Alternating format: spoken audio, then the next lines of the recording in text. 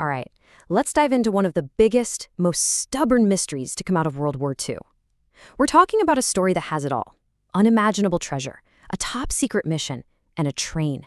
A train that literally just vanished off the face of the earth. So to really get why this legend is so powerful, you've got to picture the scene. It's the end of the war, and Europe is just in absolute chaos. For years, the Nazis had been looting everything that wasn't nailed down across the entire continent. I mean, everything.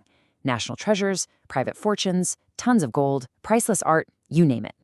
But out of all the stories of looted treasure, this one stands out because of its insane scale. The legend says that as the war was wrapping up, the Nazis crammed 300 tons of gold onto a train.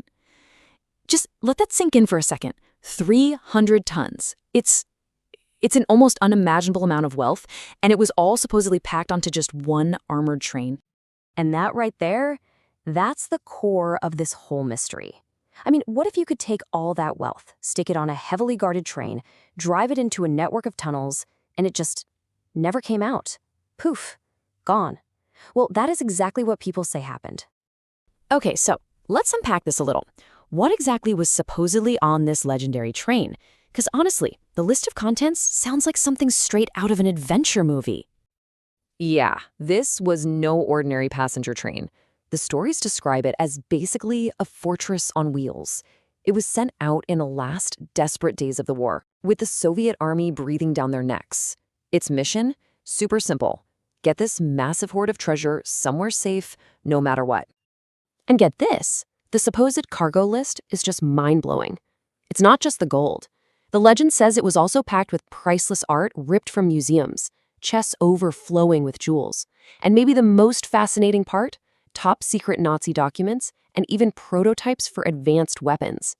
It was a treasure trove of not just riches, but secrets too. So the big question is, how does a train like that just disappear? And that brings us right to the heart of the mystery, its last known journey. This is the part where solid fact starts getting real fuzzy and legend takes over. The timeline they talk about is shockingly simple. It's 1945. The train pulls out of the city of Breslau, that's in modern-day Poland, and it's racing to escape the advancing Red Army. Then, according to eyewitnesses, it chugs into this huge secret system of tunnels the Nazis had built. And after that, silence. Nothing. It just never came out again. So what happens when a train loaded with a king's ransom vanishes into thin air? Well, you get a manhunt, or a train hunt that lasts for decades. And I'm not talking about some passing fad. For more than 70 years, entire generations of treasure hunters, serious historians, and just plain old enthusiasts have been absolutely consumed by this mystery. We're talking people dedicating their lives, their fortunes, to searching the Polish landscape for any tiny scrap of a clue. And the search has centered on some seriously tough places. Think dense, dark mountain forests, dangerous abandoned mines, and that maze of secret tunnels the Nazis built. And to make it even harder, a lot of those tunnels were intentionally sealed off or even blown up as the war came to a close. And every few years, it feels like they're right on the verge of a breakthrough. Modern tech, especially ground-penetrating radar, has picked up some really tantalizing clues. These big, metallic shapes buried deep, deep underground. And every time that happens, hope just explodes all over again that they finally found it. But then, the frustrating reality check always hits. Despite all those promising scans, despite the so-called deathbed confessions and countless expeditions, every single dig has turned up nothing. Zilch. No train, no gold, no wreckage. Not a single physical piece of evidence has ever been recovered. This total lack of proof has, of course, spawned a whole bunch of different theories. So, what do people think actually happened to the train? Well, there are pretty much 5 big ideas floating around. The first and simplest one is that the train is exactly where the legend says it is, buried deep inside a tunnel that was collapsed on purpose. Theory 2, the Nazis blew it up themselves to keep all that treasure out of enemy hands. Then there's the idea that the Soviets got to it first and just kept it quiet, a state secret. A fourth theory suggests the treasure was actually moved off the train and smuggled into Switzerland. And then you have the fifth, most cynical theory, that the whole thing was just made up. a ghost story to distract the Allies.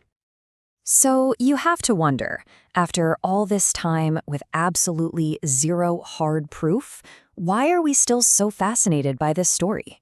Why does it have such a powerful grip on us? I think it really boils down to this huge clash between the legend and the reality. On one hand, you have this incredible promise, one of the greatest lost treasures in history, just sitting there waiting for someone to find it. But on the other hand, what's the actual evidence? Zero physical proof, just stories, old accounts, and these vague radar scans. The real mystery lives right there, in that gap between the two. And that's why the Nazi gold train is still talked about, why it's still considered one of Europe's greatest lost treasures.